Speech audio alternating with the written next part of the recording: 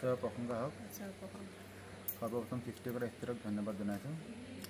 দ্বিতীয়তে মহান গুৰুজন আৰু গুৰুমালৈ শ্ৰদ্ধা জনাইছোঁ। মোৰ নাম দীপক মুৰ্মু আৰু মোৰ মাননীয় নাম সংগীতা মুৰ্মু। আমাৰ ঘৰ ৰহন হাতেঘাটি। আজি মই এই পবিত্ৰ গৃহলৈ অহা জয়ন্ত চাংমাইৰ দ্বাৰা আহিছোঁ মই ইয়াত। আৰু মোৰ ইয়াত কি বুলি কয়, মই এটা বিশেষ বেমাৰ লৈ আহিছিলোঁ মই ইয়াত। মোৰ ভৰি বিষ, বাওঁ ভৰি বিষ।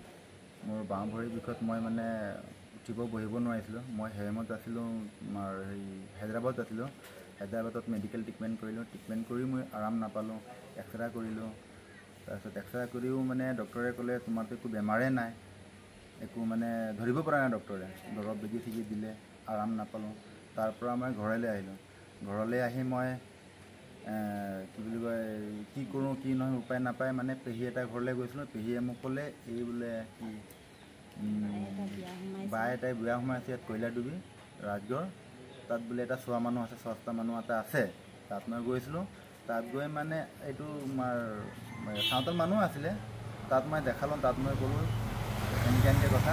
সি মোক চাই মেলি সি মোক তাবিজ এটা দিলে আৰু মই কিবা মংগলবাৰ শনিবাৰে মোক মাছ মাংস খাবলৈ মানা কৰিছিলে। গাহৰি মাংস মানা কৰিছিলে খাবলৈ। তাবিজটো পিন্ধি মই আৰাম পালোঁ, ভাল পালোঁ। আকৌ মই বাহিৰলৈ কামলৈ গ'লোঁ। তাৰপিছত শনিবাৰ মংগলবাৰ মোক মাছ মাংস খাবলৈ মানা কৰিছিলে। হেমত আৰু ভুলতে মই খাব মানে খোৱাই যায় মাছ মাংস।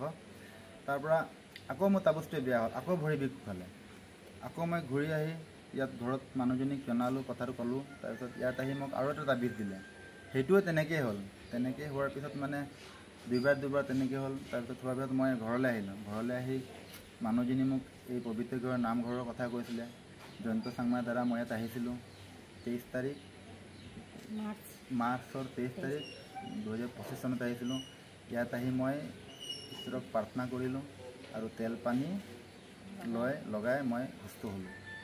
3-4 দিনৰ ভিতৰতে মই সুস্থ হ'লোঁ। সুস্থ হোৱা কিমান?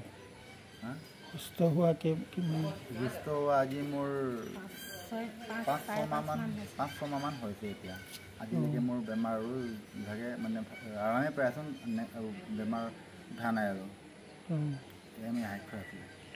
আৰু মই পোৱালীজনী জ্বৰ হৈছিলে, তেতিয়া মই মেডিকেল গ'লোঁ। মেডিকেলত ভাল নহ'ল। আকৌ ঘৰত আহি এদিন ভাল পালে। তাৰপিছত মই তেল পানী খোৱালোঁ আৰু মই এদিন ঘৰতে লঘোণ প্ৰাৰ্থনা দিলোঁ। প্ৰাৰ্থনা দি তাৰপিছত আৰাম পালে। তাৰপিছত মই কুকুৰা এটা দিম বুলি ইয়াত আশা দি থৈছিলোঁ। সেই কুকুৰা আজি লৈ আহিছোঁ।